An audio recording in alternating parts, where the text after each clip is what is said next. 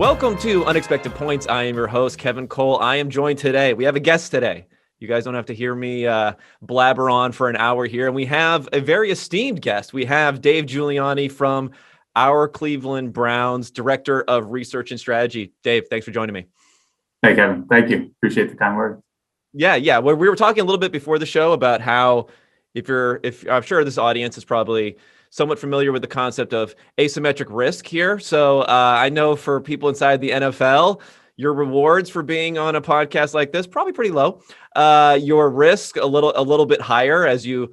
I'll plug our Chris Collinsworth podcast. He interviewed Matt Nagy this week, and he became the story of the day by saying that there was no way that he was going to start under any scenario ever. Justin Fields week one, and then that became the story of the day. So we're going to try not to do that to you. We're trying not to make Dave the story of the day. And luckily for you, not that many people listen to this podcast other than some nerds anyway. But before we get into everything with the Browns, some different philosophical questions around analytics, what's going on inside the NFL, why don't you give us your history as far as your career path to this point? Yeah, so I grew up in New Jersey. I played baseball at Stanford and majored in economics. In college, naturally, really interested in baseball analytics, but felt, baseball sort of had their analytics revolution with the release of Moneyball. So I wanted to try and apply that line of thinking to another one of my passions, which was football. So I got my start in 2011 with the 49ers as a cap and analytics intern. I spent 4 seasons there with the 49ers, then 1 season with the Eagles, and now 2021 is going to be my 6th season with the Browns. And I originally came in 2016 as an analyst, sort of worked very closely with the coaching staff on game management and opponent preparation. And now in my role now, I more manage the day-to-day of the research group, still work on some, opponent preparation, game management during the season. But end up spending a lot of my time on, predictive modeling for the draft and free agency and bigger picture strategy decisions. Now it's good to know for, people who want to break into analytics with an NFL team that you don't have to go to an Ivy League team. If you go to a tiny, obscure school like Stanford, which you could also break in. So success story there. So I appreciate that diversifying. That's really diversifying the applicant pool there. But seriously, let me get back to where you started off. So you mentioned the cap stuff with the 49ers, then the Eagles. What era of Eagles are we talking about here? Is this just the Chip Kelly era? Yeah, Chip Kelly final season with the Eagles.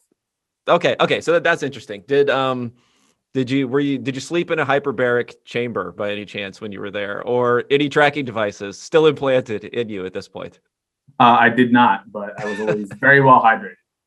Okay, that's good to know. Yeah, it works for Brady. Hydration and avocados is really all you need, I think, to keep on playing there. So how formative were those experiences, would you say, versus being with the Browns? Because I know that obviously there's a hierarchy for what goes on, and there's kind of different things with different teams. How would you? I know you don't want to necessarily directly compare exactly what was going on, but obviously things have really matured a lot as analytics throughout even the last handful of years. Definitely. And I think you take certain things from all of your experiences. I was really fortunate to work for 3 organizations that are sort of, known to be at the forefront of analytics and sort of pushing the edge there. It was great to get my start with the 49ers. Brian Hampton, Prag Marate were, instrumental in my learning and development in regards to, the salary cap and, let's say, bigger picture roster strategy. Sort of once they hired, Kwesi Adofo-Mensah, who's, now with us at the Browns, sort of my analytics interest and my analytics skill set sort of developed with him. And then the time at the Eagles was a short time. Probably the biggest takeaways there, just, the interesting dynamics, within a football organization, and probably being a little bit less naive walking into a building about, what the role is going to be and sort of how all of those things play out. And then with the Browns, starting as an analyst and now working my way up to, the director and sort of the different, my different roles, how different the role is when you are an analyst and, your day-to-day is, working and coding every single day versus, working on bigger picture strategy decisions or, strategy meetings, focusing on the output of the presentation of your information, and just sort of how much more important that becomes as you work your way up. Yeah, that makes sense. And then also, I know that Howie Roseman at that point in time maybe wasn't, I mean, whatever. You just hear things from the outside, right? So maybe he wasn't like the lead dog there. But then also you have Andrew Berry, who was with the Browns and then went over to the Eagles and now back to the Browns. So there's some definite connections. You fit into the connections between all of these different teams and what they had done. And to get into your history a little bit more here, I mean, I've been thinking a lot about the game management side of things that's become a focus. I mean, number one, it's kind of what we can see from the outside better than everything else. I think we often can get a list and see who's being hired and who has the biggest analytics departments and things like that. But a lot of this stuff is opaque as far as what is going on behind the scenes, or even, how much people are being listened to. We can get a little bit of evidence of maybe a little bit of signal of what's going on as far as what's happening on the field. And I know you've done that sort of work in the past. What do you think about that evolution as far as analytics and within the game management side of things, and the process as that's evolved over the years? Yeah, I mean, I think it is something that's easy for people to understand, and I think people have seen, or coaches in particular, have seen how necessary it is. I think when you maybe first get a head coaching job or you're first in charge of game management, it can be difficult to even be prepared for all of the situations that you're going to run into and think, I'll figure it out, live in the moment. And really the realization is that you're not going to be able to do that, or that is extremely difficult. Maybe there's a few people who can do that, but it's really, really difficult to do live. So, what we focus on doing, with the Browns is just trying to be prepared as much as possible during the week. I think one of the things that's been great here is that we'll get Kevin and all of the coordinators together, Alex Van Pelt, Joe Woods, Mike Prefer, and our game management coach, and we'll meet one day late in the week and we'll go over, all of our game management preparations for the week and for that specific opponent. So any adjustments we want to make based on that specific opponent. And I think that preparation, really limits the need for decisions to be made in the heat of the moment. Because that was like probably the biggest difference for like writing about game management theoretically when I was with the 49ers and actually, being on the headset with the Eagles and the Browns initially, was just how quick those decisions are made and how quickly you need to communicate an idea so that the coach can actually implement that.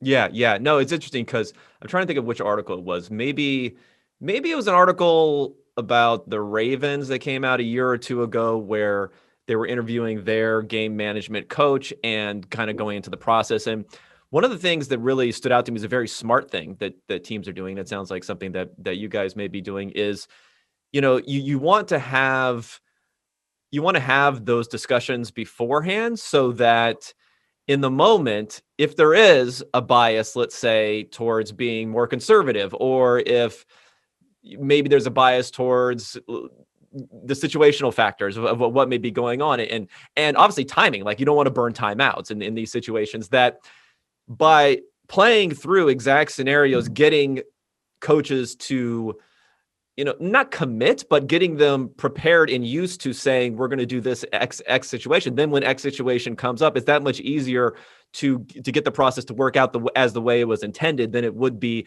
if you're starting from square one and you're just assuming that giving the information is going to lead to X decision. Yeah. And not only that, though, I also think it makes it easier for the coach to, have a starting point and then use his intuition or use his experience to move off of that starting point, rather than like trying to get both of those inputs at the same time and, mesh them together to make a decision. You actually, hey, here was our input and maybe this is your input. We know that at the start. And then, during the game, he can take into account the specific situation we're in or whatever specific context he wants to, incorporate into his decision.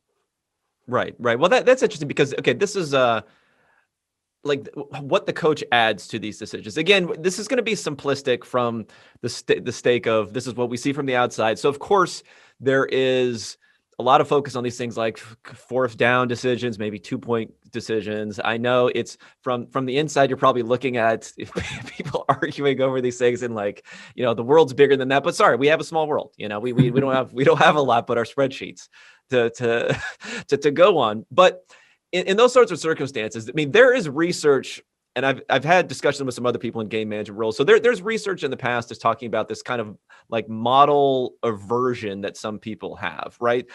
And as explicit as you want to make something like a fourth down model, it's still going to be somewhat opaque, right? Like, how do you get X win percentage, win probability from here versus there, even if you're very clear and delineated on what the parameters are? Even if you say, oh, we have the exact down and distance, we know we have the exact time that's going in. Maybe you even have tracking data, which shows if it's fourth and an inch versus fourth and 3 feet, how that affects things. So even if you build all those things in, you're still putting things into a box and it's coming out with a number at the end. So there still is an element of faith that comes into play there. Now, traditionally, if a model is well built, allowing people to use their intuition, use their expertise to adjust off of that. I mean, most research says you get poorer results than if you don't do it. But there are people who swear up and down, even who are like analytics smart people, that the coaches are adding to those decisions. So you hear the classic thing of, the analytics can't tell us that, our right guard is getting his ass kicked all game long, or something like that. That's kind of where the classic things. What do you think about that give and take between model and coaching input? I mean, I think there are some real examples where, coaching intuition is obvious, is obviously going to help the decision that's made in real time. Injuries are like a really easy example to point to, right? Something has changed fundamentally since when the prediction or the recommendation, was run at the time. So I think that's a really easy, obvious one. And I think another way to look at it is just to view all decisions over the course of the year. And if you're only making a correction in one direction, then maybe that's an issue. So if you're only going with the conservative decision every time, or you're updating from the model like just in one direction over the course of an entire season, I think that's probably an issue. But if you're making small corrections on both sides, I think that's probably a little bit easier to accept and potentially, would actually improve outcomes. Yeah. I mean, are you getting enough feedback during the course of a season to even make those assessments? I think so. I mean, we make a lot of recommendations, and, we review those recommendations. And so you can see if every recommendation is in the conservative direction that, right, hey, maybe we need to tweak this a little bit more, or maybe talk about why all the changes are made in one direction or one area.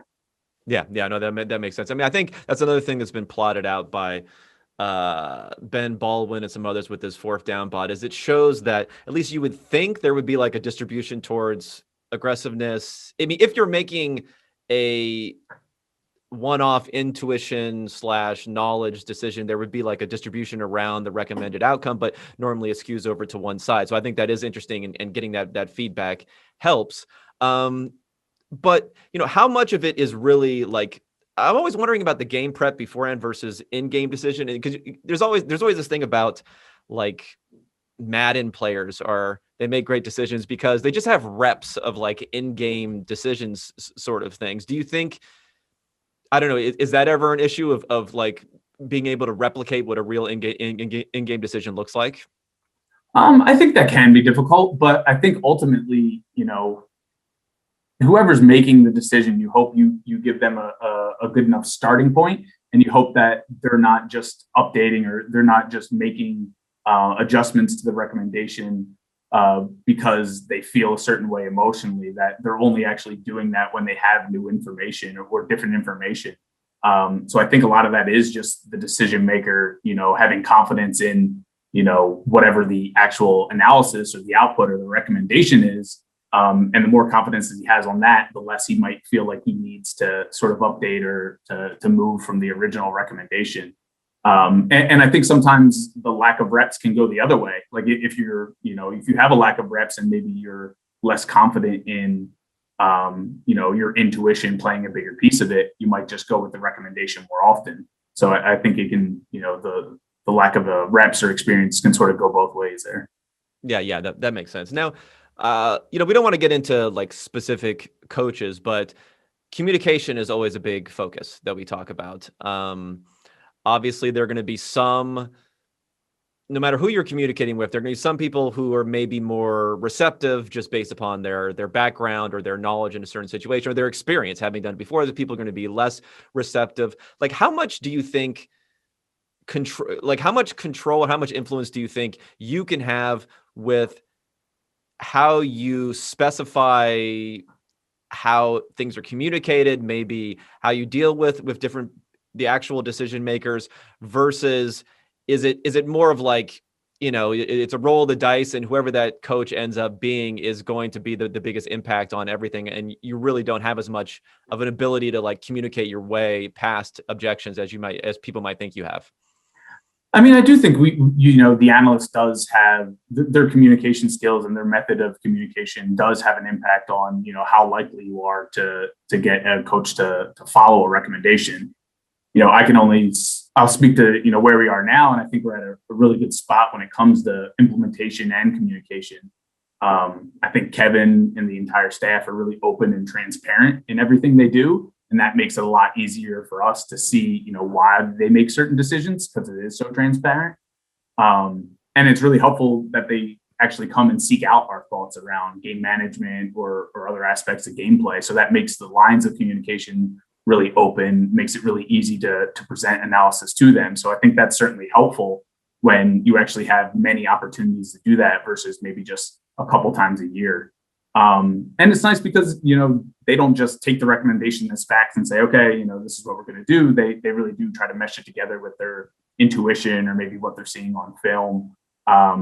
So, I think there is definitely an influence there. I think the analyst has an influence, but obviously, the culture of the entire building and the head coach's inclination towards maybe listening to that, to our analysis has a big impact as well. Yeah. And, because there's kind of this feeling of like how much confidence you should have in a recommendation. I mean, this is something that comes up a lot with feedback that, at least publicly, people will get when they say X was the right decision. And it's said in a way where you can't really communicate, all the different potential flaws in the thinking, all the different scenarios, how things may change, the quality of the inputs. You're only as good as the quality of the inputs that you're coming, all those sorts of things. But if you're not displaying some confidence, at least in what you're saying, then like, who's going to follow you, right? Like, so like, I always wonder about that dynamic, because I feel like there can be a harm to not having enough confidence in there. But at the same time, if you show a ton of confidence and then you come back later and you say, oh, you know what, like maybe that was kind of wrong what I was saying before, and this is something else, then you're kind of shot out of the water there. So how do you think about that? Is it just trying to be as open and honest and accurate as possible? Or is there a time where you say, we don't want to get too much into the weeds because it can actually hurt decision making? It's always a fine line you have to walk as far as being confident in your work, but then also recognizing the uncertainty sort of inherent in football analysis. I think, like you said, if you can be as open as possible, if you can say, hey, option A, the difference between option A and option B is, 1% in win probability. That's within the error bars of, our model. So, it's a little bit of a toss up. We'd lean this way, but, we don't feel strongly about this recommendation. Versus something where it's option A, option B, and this gap is 10%, and it would take a lot of additional context or a lot of additional circumstances for us to feel like this isn't the correct decision. And I think if you were telling that to someone who can actually interpret that and take that as like, okay, this isn't necessarily the final answer, but they feel a lot more strongly about one decision or one decision versus another. I think that's important, but it is difficult to walk that line, particularly as we're getting access to new and different data, and maybe how incorporating player tracking data could change the results of some of our analysis or previous analysis. Yeah. And then also in this communication bucket, we'll say, what about just football knowledge? Now, I think it's fair to say that it's more difficult in a way to get someone to a baseline of, let's say, computer programming and maybe statistical knowledge and things like that than it is to get someone to a baseline of football knowledge, if only because there are so many resources, right, available.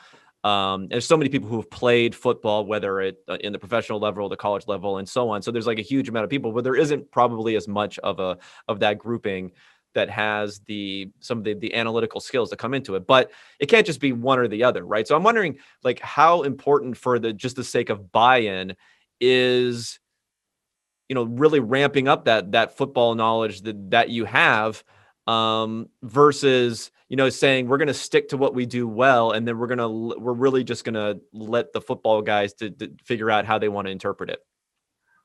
Yeah, I mean, obviously the technical skills are the most difficult thing to find when we're looking at candidates, but I do think it's extremely important to be continuously developing the football knowledge. First, it actually improves the analysis. So, yeah, making sure you're actually taking into account the proper context, any potential selection bias might be, the most important part of doing like actual high quality football analysis, since, football is fraught with those issues. Second, it actually really helps to get buy-in when you're, presenting the results of that analysis to a decision maker. You can imagine in their shoes, it takes a lot of trust to make a decision based on the work that someone else has done, particularly if it goes against, your intuition. So you have to, to gain that confidence and that trust, you have to show the decision maker that you've really carefully considered, all of the factors that could potentially influence the result of your analysis. Not necessarily that it actually made it into the final model that, the right guard isn't playing well, but that you've taken certain things or various issues into account, and that, they don't actually affect the results of your analysis. And then the last piece is that it makes communication just so much easier. Knowing, it's not just like knowing the X's and O's, but just even having a shared vocabulary so you can clearly communicate. You can say 11 personnel, everyone's going to know 3 wide receivers, one running back, 1 tight end, but you have to take the next step and, use the terminology that the coaching staff uses. One really important example of that, probably one of the few specific examples I can share, is all right, I'll clip this off and we're ready. Go ahead. is just pressure. So pressure is a term that can sometimes actually get lost in translation. Most of the analysts I've been around use the term pressure when we're trying to describe, when a quarterback's hurried or is under duress. But a lot of coaches I've been around have actually used pressure fairly interchangeably with, blitz, or that the defense is bringing an additional pass rusher. So if I'm giving a presentation or handing out the results of my analysis, and I'm saying, the opposing quarterback struggles versus pressure, that to me, that could mean, he does poorly when he's hurried. To them, it could mean he does poorly when he's blitzed. So, it actually does is like pretty important. Yeah, no, that makes sense. And even, just even thinking of that makes me think that, like, part of pressure probably should be, and even in our analysis, how we look at it, probably should be looking more at, when additional pressure is being brought, just because, like, it is different, right? It's not a clean pocket in the same way that a clean pocket would be if you're not bringing pressure. So yeah, I mean, it's just little tidbits like that obviously give you the info that you need to do well. I mean, one of the reasons I ask is that the Big Data Bowl. So the Big Data Bowl is the NFL puts on for those who don't know, the NFL puts on a yearly competition, I guess you could say, where they're giving out data, a subset of data, and then people build analysis on this. As something that Michael Lopez, who's a friend of the show, who's at the NFL, who's at the NFL office there, has implemented. And the winner of, I guess it was the 2020 data, no, 2020, yeah, 2020 data bowl, which was running back, estimating running back, like the yardage gained, the expected yardage gain based upon player positioning. The guys who won that were these two, at least one German guy or European guy. I get them confused. And they didn't even know what football was. they were like, first we had to learn, like, who are these people, this and that, but they really knew that modeling component of it. Right. So I know that you have done some recruiting. I mean, you have a couple of different people there who are now working with the Browns, who came out of the Big Data Bowl. So I'm wondering, like, that's an interesting question. I think when you're looking at even recruiting, as you're saying, the technical skills versus the football side of things. There are people who can win competitions. Now, that may not be that helpful in the football realm, but there are people who can win competitions and don't know anything about football. Had never even watched football before. Yeah, I guess I'm less concerned with like the initial football knowledge and more concerned with the actual passion for football and football analytics. Okay. I mean, it takes a certain type of person to work the hours that we work and put, this much into it, particularly when, maybe you don't know how much your actual involvement is or, exactly how much you influence decisions. Certainly it's been that way historically, maybe not as much now, but it takes a certain mindset or a certain level of passion that might not even be logical, so irrational. So I think that's where that's I'm a lot. More... I think coaching comes in. Most coaches fall into that category also. Yeah. That makes sense. And one other thing about communication, do you need to make appearances in the weight room to get that communication up, just to show them that, hey, I'm not just, pushing that mouse around all day long. I can also throw these weights around the room if need be. No, definitely don't need to do that. I mean, maybe if you're out there putting up 235 on the bench 10 times, maybe that ups your street cred, but I guess that probably does open you up to additional mockery that may not be necessary. Okay, so going a little bit back into the Big Data Bowl stuff, because I wanted to ask you about that. Like, I feel like, okay, initially, this is just from an outside observer. Initially, when it came to recruiting in these different areas there, I think the Browns are also infamous for the fact that like everyone went to Harvard at one point in time that ends up being there or is an Ivy League person.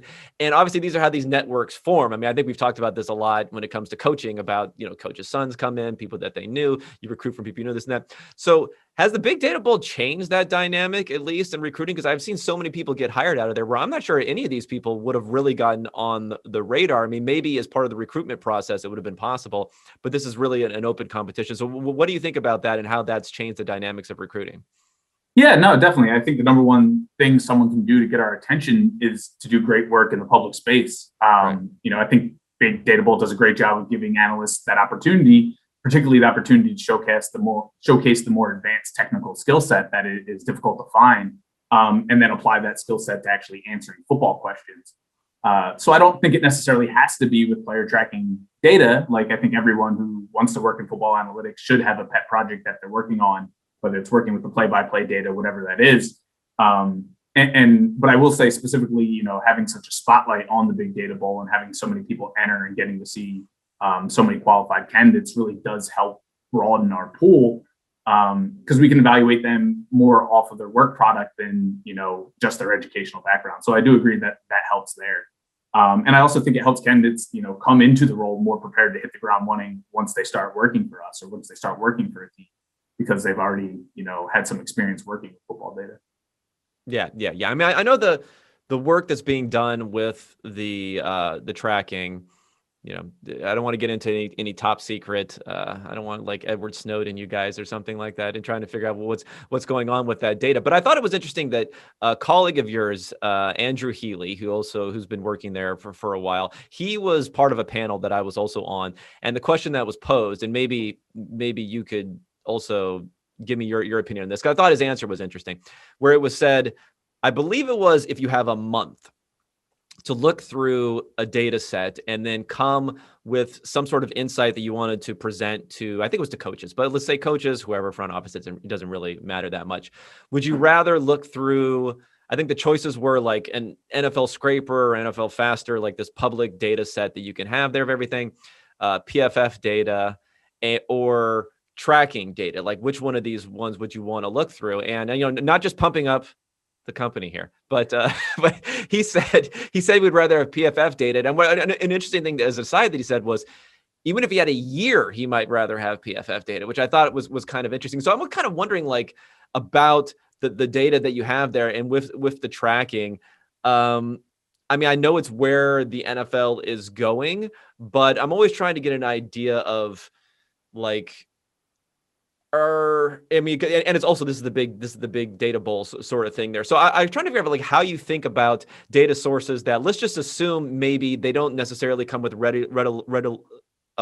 available insight, tomorrow if you look at them, but it's more of an investment sort of thing. How do you think about like immediate impact of the analysis that you're doing versus the long term and where things may go?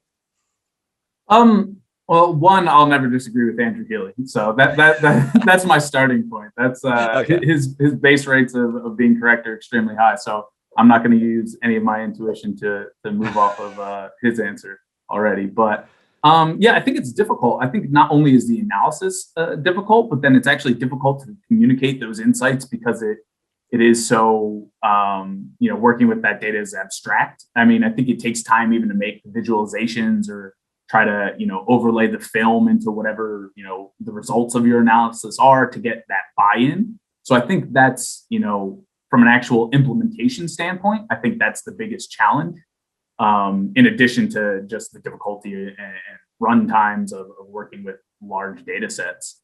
So yeah, I think certainly if you only had a month, you would go with something that's a little bit easier to work with and maybe a less difficult to communicate the results of whatever analysis you're trying to do. Yeah. I guess this kind of makes me think of another thing where I was thinking about the tracking data in a way, like maybe building something that's going to say to a coach, like, hey, like I'm going to redesign the way you think about some fundamental concept is kind of out there, but maybe saying to them, hey, we can track and, some sort of tedious task that you're doing, like looking at film all the time, we can maybe make that a little bit easier in order to do something like that. So how does that fall into like the category? How much of it is like, we want to, revolutionize, we want to destroy football, of course, because we destroyed the analytics. So how much is we want to destroy football versus we want to make it easier for the coaches to protect football against the nerds by just giving them like an easier time of being able to do things? No, I think those are the two things we're always aiming for. I think there's one, a lot of times we've called it the killer app, or having something in mind where you're just going to absolutely floor people or revolutionize the game. And you'll learn a bunch of things on the way to that destination. But I think sort of some of the low hanging fruit is automating things for the coaching staff that is tedious and that takes up their week, particularly in season where just some of these guys are here till 2-3 a.m. Just trying to get things done on Monday and Tuesday so that we can actually install it and teach it to the players by the time Sunday comes around. So, and I think that really, helps get a lot of buy-in. If you're going to help somebody with something small, they're going to be it develops a relationship and they're going to be a little bit more trusting, or maybe, be interested in the bigger project or the bigger piece of analysis where, if you are going to do something revolutionary, that it probably does take a good amount of trust. And I think that's one way to help develop that is to go after some of the low hanging fruit. Yeah, no, that makes sense. And I think it probably makes sense even from the perspective of like getting some trust in the data is actually like correct sometimes like, that maybe if it's replicating what they're also doing, right? Rather than coming up with something that they don't have, like something to even check it again. So it probably helps even build some trust in the data for what they're doing. And I think that's interesting. One question that I had, so I was doing I run out of ideas here during the summer. So one was I was rating NFL front offices, and part of the input into that was, like I said, we don't really know that much beyond what's going on in the field, was just looking at, how many people are they hiring? Are they hiring people that maybe have a more of a technical background who can deal with some of this data?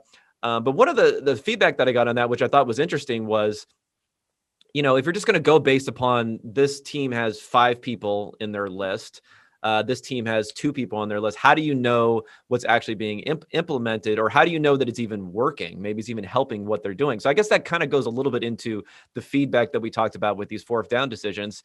How do you know things are working, or things are even helping, or do you have to have just a factor of trust that if you have the right process, it's going to help with the right results?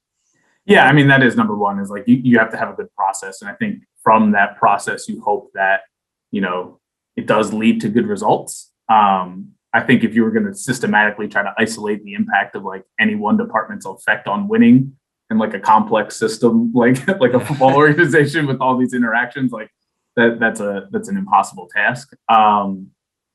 Yeah, I know from our perspective, as far as like how we try to judge our results or our impact, you know, we sort of reject the narrative that like we're going to come up with this perfect model or magic formula that's going to be 100% correct or 100% right all the time. And really, I think Paul's stated this a lot. Like, I think the focus is more on, creating better frameworks for making decisions under uncertainty. And that's sort of a broad term, but, I think sometimes that comes through in the use of data, or it comes through in the use of our models or unique metrics that we might create. But other times it's really as simple as outlining a process, for making decisions, and then just making sure that we're actually adhering to that process along the way. So I think that's more of how we look at things. And, it's a bunch of small decisions that hopefully add up over time to wins. And you actually see that in the end, but it's certainly not a quick fix, or, do these 1, 2, 3 things, and all of a sudden you're going to go from a 6-win team to a 12-win team. It's really, it takes time. Yeah, I mean, I just think it's really easy, no matter who's making any decision, to say, like, when it goes right, you're like, boom, that's me, hit that one. And then when it goes wrong, you're like, well, but the process was good. So, you'll be screaming like the process as you float away to sea. But and it's, like the NFL, there's so much noise, I would say, because of the fact that every game is like life or death, basically, for an NFL team. There's so much time between the games to overanalyze and to look at everything like that. So, like, there's always this focus of, you don't want that noise to affect everything you're doing, but you don't want to also block out that sort of noise. So, yeah, I'm just trying to get like an idea of, like the influence on that feedback process. How much? Yeah, I mean, I guess it's tough to say, right? You're discussing a little bit of what's going on there, but I'm always trying to get an idea of whether, how, the pressure from the results and how that influences the feedback process, essentially. Yeah, I mean, I guess one difference between, maybe the public's perception and our internal perception is that, we have an entire draft board to evaluate, right? We have an entire draft class of predictions to evaluate versus the 7 players we pick. So there's a lot more randomness in those, 7 to 10 players than it is, when we actually get to evaluate a draft class or 10 draft classes, and see, hey, this is how we've done over time. Maybe we got lucky or unlucky with the specific players we actually picked, but to some degree, we do have that larger sample size that, can hopefully instill some confidence, within the organization. But that's obviously something that, the public doesn't get to see. Yeah. Okay. Well, before we wrap up, again, I appreciate your time. You got any stories for me? Can I get something? Can I get some good stuff here? Maybe, I don't know. You throw anyone under the bus. This is your last chance. Anyone, throw anyone under the bus here before we go. I'll go with a funny story. Maybe not necessarily throwing them under the bus, but like definitely a interesting initial interaction. So I'll go back to my first season with the Browns in 2016. Mm-hmm. It's my first preseason game on the headset. It's about 20 minutes before kickoff, so all the coaches that were on the field come up. I've only been an employee for a few weeks. My meetings. So what's the anxiety, nervous level at this for this time right here? Out of 10. It's pretty high. Let's say an 8. I'd say the first time I did it in 2015 with the Eagles, it was at a 10. But sort of after doing it for a season, it wasn't as bad. Certainly a little bit higher with a new team, new coach, new organization. But right.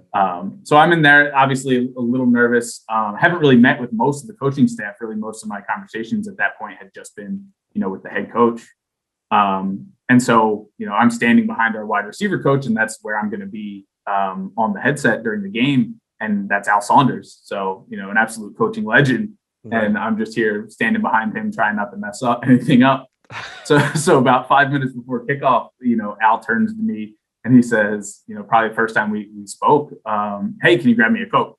And so I was like, oh yeah, sure. No problem. And then I realized that, he just sees me standing around here, doesn't, know that I actually have a role on game day, and thinks I'm actually part of the video team, maybe trying to help with like screenshots or the tablet they're working with. So I go and I grab a soda, and then 5 minutes later the game starts. Head coach comes on the headset and asks, "Hey, Dave, are you on here? Do you have me?" I respond like, "Yeah, coach, I'm here. I can hear you." And he just turns around and looks at me with this confused look on his face, like, "What the heck is this guy doing on the headset?" So yeah, that was my first interaction with like an absolute coaching legend. And while maybe that didn't go as planned, like he was actually really great. And one of the things I'll never forget that he used to do, he would pop in. They had their run game meetings on either Monday night or Tuesday morning, and he'd always pop into the offensive meeting room and he'd say, "Hey, have you guys figured out how to gain 3 yards yet?" And I always, obviously, I thought he was hilarious, and I'm gonna love him for that comment alone. So, yeah, my interactions with Al Saunders were pretty unforgettable.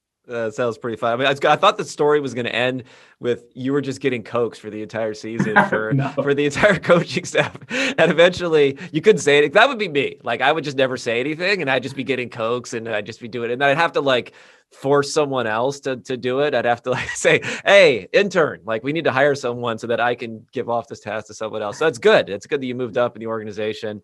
Part of the job responsibilities. Any of those you want to work in the NFL, it's not only about analytics, it's about refreshments. It's about serving refreshments. So, well, thanks, Dave, for that story. Thanks for your time. As I mentioned, I know you guys are super busy, and these can be fun to have a good conversation. So I appreciate that.